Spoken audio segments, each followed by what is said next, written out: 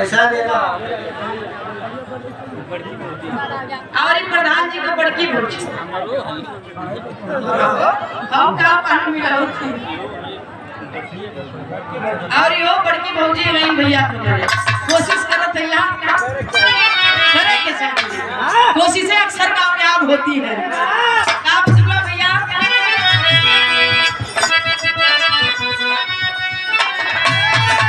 दोनों लड़की कहत में गली में घर था उड़ा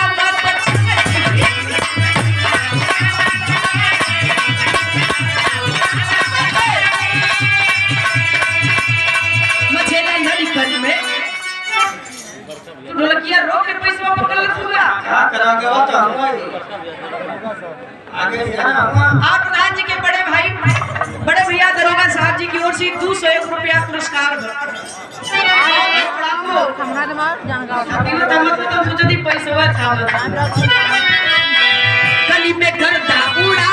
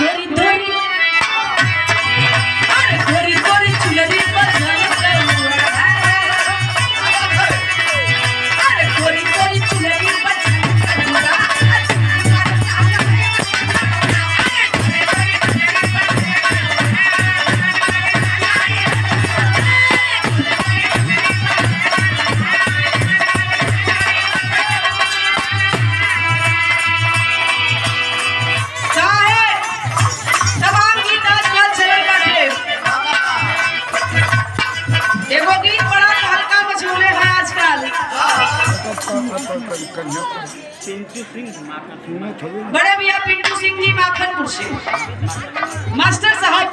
201 रुपया पुरस्कार का बहुत बहुत बड़ा उपस्थित आप सब लोगों के प्रणाम हो दोनों भौजाई कहते बबू भैया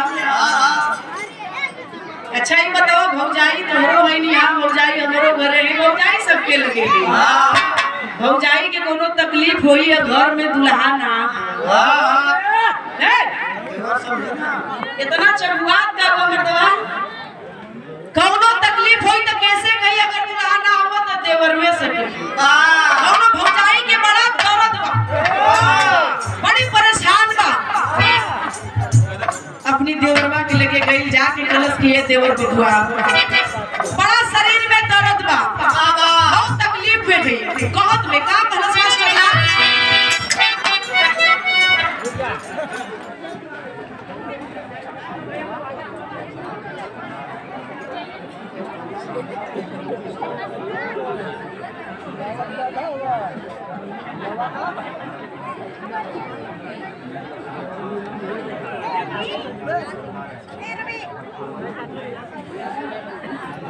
और ये समाजवादी पार्टी के शानदार जिला अध्यक्ष आदरणीय परम सम्मानित हवलदार यादव जी और सांसद जी नंद किशोर यादव जी और भट्टा मलिकार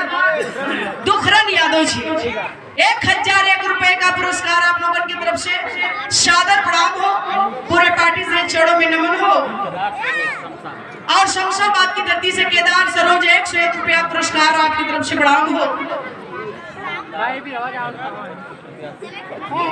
शानदार प्रधान पद के प्रत्याशी 501 रुपए का पुरस्कार जियापुर की धरती से बड़े भैया हमारे पखंडू यादव जी 501 रुपया पुरस्कार हो और रविंद्र प्रधान जी हमारे भड़ेवर की माटी से 151 रुपया पुरस्कार प्राप्त हो कहना का मास्टर ने गीत बड़ा तौलका मचूले का गीत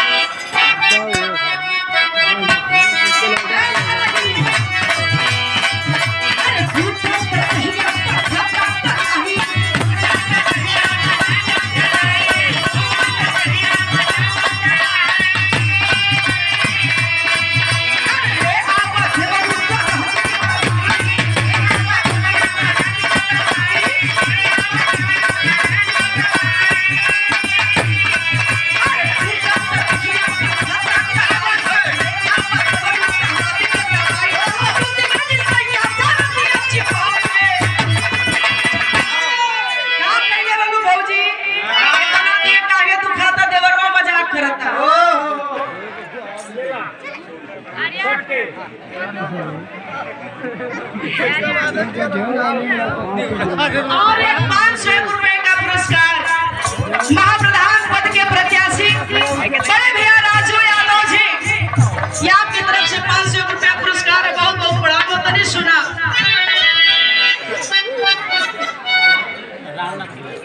और मेरे रामनाथ भैया 101 रुपया पुरस्कार है। बहुत बहुत बड़ा बहुत थोड़ा जल्दी में भी है। 501 रुपए का पुरस्कार Virendra Yadav ji sweet tent house क्षेत्र पंचायत सदस्य भावी प्रधान पद प्रत्याशी ग्राम रघुनाथपुर से बड़े वर गाजीपुर। 5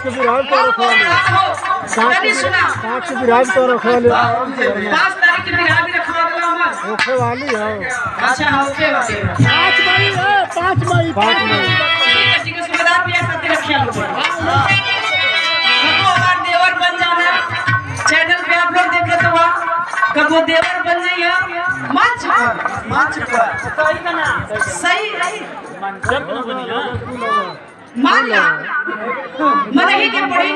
सपोज दैट मान लिया जाए कब वो देवर बन जाना कब वो कुछ भी बन जाना ना बताइए। अरे टूटा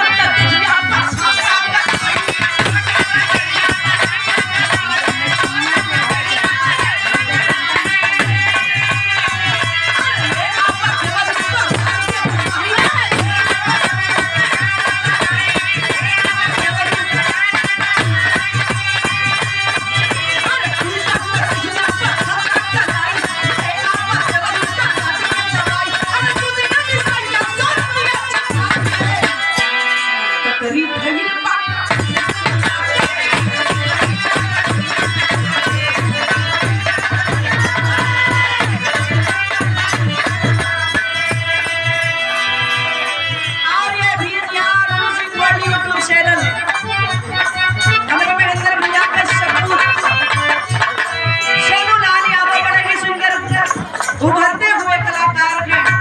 151 रुपए का पुरस्कार ये पुष्पहार भी नया नया एंकर चैनल का बड़ा मेहनत करत हुआ और अपने चैनल पे गीत चढ़ा रही तुरंत की सबसे ज्यादा आपके गीत के लोग सुनत हुए व्यूअर्स बहुत ज्यादा भागत हुआ।